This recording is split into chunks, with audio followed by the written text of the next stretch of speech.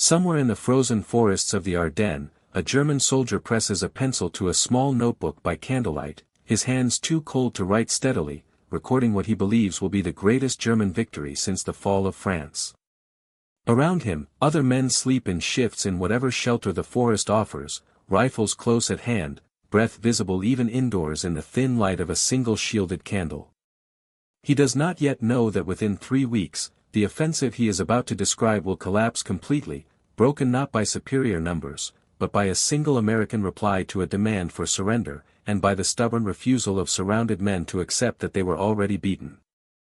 These files were sealed for a reason. Some, for 50 years. Tonight, they're open. What you are about to hear is drawn from the kind of diary entries recovered from German soldiers who fought through the Ardennes in the winter of 1944, reconstructed here to tell the story of Hitler's last major offensive in the West, from the perspective of the men who believed, at first, that they could not lose.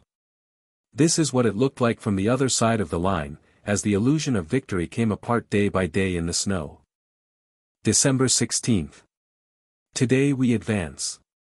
Our officers tell us this is the offensive that will split the Americans and British apart, drive to Antwerp, and force the Western Allies to the negotiating table before the Russians can finish us from the east.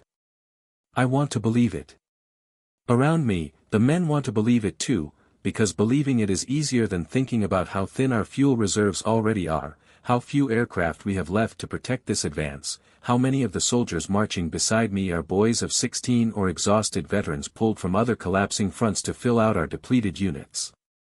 We move under cover of fog and darkness through the Ardennes forest, terrain the Americans apparently consider too difficult for a major attack, and for the first hours it seems our officers were right to choose it. American positions along this stretch of the line are thin, undermanned, and clearly unprepared for what is coming. We break through faster than I expected. There is a feeling among the men tonight that I have not felt in a long time, something almost like the confidence we had in 1940, before Russia, before the bombing, before we understood what this war would actually cost. December 18th. We are advancing faster than our supply lines can support us, and already I sense the first cracks in what looked, 2 days ago, like an unstoppable plan. Fuel is the problem no one wants to speak about openly. Our panzers were sent into this offensive with barely enough fuel to reach their objectives, built entirely on the assumption that we would capture American fuel depots along the way to keep moving. When we do find depots, more often than not the Americans have already burned them rather than let us take a single liter, a small, infuriating act of denial that our officers dismiss as insignificant but that I suspect will matter enormously in the days ahead. I passed one such depot myself yesterday afternoon, still smoking, blackened drums scattered across a muddy field, and I remember thinking that whoever gave that order understood something about this war that our own planners had not accounted for, that an army without fuel is not an army at all, no matter how many tanks it has sitting motionless at the roadside. We have taken several towns with only scattered resistance, and prisoners taken so far tell us something that unsettles me more than any of them probably intend. American units, even isolated and surrounded, are not surrendering the way our commanders told us they would. Small groups of American soldiers, cut off from their main lines, are fighting from farmhouses and crossroads with a stubbornness that is already costing us time we cannot afford to lose, and every hour spent clearing a single stubborn roadblock is an hour our own fuel gauges continue falling toward empty. December 20th. Bastogne. Our commanders speak of this town as though it is simply an obstacle to be swept aside on the way to more important objectives, a crossroads town that any determined force should be able to crush within a day, perhaps 2. It has now been 4 days, and Bastogne has not fallen. American paratroopers, we are told, from a division called the 101st Airborne, arrived here by truck in a hurry, without their full equipment, without adequate winter clothing, and by every rational calculation should already have been overwhelmed by the forces we have surrounded them with. Instead, they hold. I do not understand this kind of resistance. We have cut off their supply lines. We have surrounded the town on nearly every side. Our artillery reaches them daily. And still, every attempt to take the town directly is thrown back, sometimes by soldiers fighting with equipment that should have been abandoned days ago, sometimes, our own officers admit quietly, by men who appear to simply refuse to accept that their position is hopeless. I spoke briefly with a wounded comrade brought back from one of the assaults on the town's perimeter, and he described something that has stayed with me since: American gun crews, apparently low on ammunition themselves, firing in careful, deliberate bursts rather than the desperate, wasteful volume you would expect from a force that believes itself doomed, as though they intend to still be firing a week from now and are rationing accordingly. That is not the behavior of men waiting to surrender. That is the behavior of men who expect to still be here when help arrives. December 22nd. Something happened today that has spread through our lines faster than any order from headquarters, and it has done more to damage the morale of this offensive than any single battle so far. Our commander sent a formal demand for surrender into Bastogne this morning, offering the American commander an honorable capitulation to avoid further, in our own words, unnecessary bloodshed, along with the standard threat of an overwhelming artillery bombardment if he refused. We expected, at minimum, a serious negotiation, perhaps a request for terms, perhaps a delay to consider the offer, the ordinary theater of a surrounded force buying time. What came back instead was a single word, delivered without explanation, without negotiation, and, by every account reaching us, without hesitation. Nuts. That was the entire reply. Our officers did not know, at first, how to interpret it, whether it was a formal refusal in some idiom we didn't understand, or an insult, or simple defiance dressed up as confusion.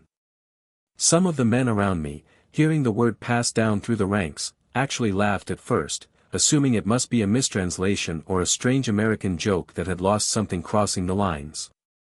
The laughter did not last. It has since become clear it was all three at once, and somehow that single dismissive word has done more to unsettle the men around me than the artillery still falling on us in return. We are meant to be surrounding a broken, desperate garrison, and instead we are the ones who cannot make them yield, and a word meant to insult us has instead become something the entire army now quietly repeats to itself, half in disbelief, half in something closer to grudging respect. December 24th. The cold tonight is worse than anything I remember from Russia, and that is a comparison I do not make lightly.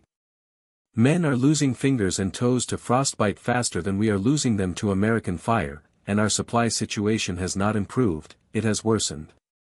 Fuel convoys meant to reach our forward units are being delayed, diverted, sometimes destroyed outright, and rumors move through the ranks faster than any official report, rumors that entire Panzer columns further north have simply run out of fuel and been abandoned by their own crews rather than captured intact. Tonight is Christmas Eve, and there is no celebration among us, only men huddled together for warmth, sharing what little food remains, some of them quietly speaking of families back home in a Germany that all of us privately suspect is being bombed even as we sit here freezing in a Belgian forest fighting for ground that no longer seems to matter the way it did a week ago. Tonight the sky has cleared for the first time in days, and this should be good news, clear skies for the artillery, clear ground for advance. Instead the officers look up at those same clear skies with something closer to dread than relief, because clear skies mean American and British aircraft can finally fly again, and everyone in this army understands, even if we don't say it aloud around the younger soldiers, what it means when Allied air power returns to a battlefield we no longer control from the ground. December 26th. The relief force has broken through to Bastogne. An American armored column, we are told, from a division under a general named Patton, drove north through weather and resistance faster than any of our own commanders believed possible, and punched a corridor directly into the town we have spent 10 days failing to capture. I watched this happen from a position close enough to hear the fighting, tanks moving at a pace that our own doctrine would have called reckless, and reckless or not, it worked. Word passed through our lines that this relief column had covered a distance in a matter of days that our own planners would have allotted weeks for under these winter conditions, turning an entire army corps 90 degrees and marching it north through ice and snow with a speed that, I admit even now, sitting here writing this by a dying fire, I find difficult to fully believe. The town we were told would fall within 2 days has now not only held for 10, it has been reinforced, resupplied, and reconnected to the wider American line, while our own offensive sits stalled in the snow, its fuel nearly gone, its timetable in ruins, its momentum, the one advantage this entire plan depended on, completely lost. I no longer hear officers speaking of Antwerp. I hear them speaking, quietly, carefully, about how to withdraw without it looking like a retreat. January 2nd. We are pulling back now, slowly, from ground we spent 2 weeks and thousands of lives trying to take. The roads west, so full of confidence and momentum 2 weeks ago, are now clogged with vehicles running on fumes, wounded men being carried on whatever transport can still move, and an unmistakable, unspoken understanding among the soldiers marching beside me that we are not repositioning, we are retreating, whatever careful language our officers used to describe it. The offensive that was supposed to split the Western Allies and force a negotiated peace has instead cost us tanks, aircraft, and trained soldiers we cannot replace, resources that Germany, by this point in the war, simply does not have the capacity to rebuild. I think often now about that single word from Bastogne, the one that traveled through our entire army faster than any official communiqué, and I understand now why it unsettled us so completely. It wasn't defiance for its own sake. It was proof that the calculation our commanders built this entire offensive on, that surrounded, exhausted, outnumbered Americans would break the way our doctrine said they should, was simply wrong. They did not break. And because they did not break, at a single crossroads town most of us had never heard of before this month, an offensive meant to change the course of the war in the West instead became the moment it became unmistakably clear the war was already lost. That diary entry, like others recovered from German soldiers who fought through the Ardennes that winter, captures something that official military histories often flatten into simple statistics: casualty counts, territory gained and lost, fuel consumption figures. What it captures instead is the specific moment an enemy soldier, confident and well armed at the start of an offensive, watched that confidence dissolve day by day against a defense that refused to follow the rules his own commanders had assumed it would follow. The defenders of Bastogne, roughly 18,000 American soldiers, many of them without adequate winter equipment, encircled by a German force that outnumbered them significantly, held their position for over a week against continuous assault, sustained by resupply drops parachuted in through weather that grounded aircraft on both sides for days at a time. General Anthony McAuliffe's one-word reply to the German surrender demand on December 22 became, almost immediately, one of the most famous single utterances of the entire war, not because of any tactical brilliance behind it, but because of exactly what our German diarist described: the sheer, simple refusal to accept the terms an enemy assumed were inevitable. When the relief column from General George Patton's Third Army broke through to Bastogne on December 26, after a punishing forced march conducted in brutal winter conditions and completed faster than most senior officers believed was achievable, the German offensive had already lost the one asset it could not survive without: time. By the time the Battle of the Bulge officially concluded in late January of 1945, German forces had suffered losses in men, tanks, and aircraft that the country's collapsing war economy had no realistic way to replace, losses historians studying the campaign afterward have identified as a decisive factor in how quickly the war in Europe ended just months later. Overall American casualties in the battle numbered close to 80,000, a steep cost by any measure, but one that came attached to a strategic outcome that mattered enormously. The last real German offensive capability in the West had been spent, permanently, in the snow around a small crossroads town most of the soldiers who fought there had never heard of before that December. So, what do you think? Was the defense of Bastogne the turning point that broke Hitler's last major offensive in the West, or do you know another moment in the Battle of the Bulge that deserves that title? Let me know in the comments below, and if stories like this one, real battles seen through the eyes of the men who fought them, including the ones on the losing side of history, are the kind of thing you want more of, make sure to subscribe to A Veteran Tale, leave a like, and turn on notifications, because there are a lot more stories like this one waiting to be told.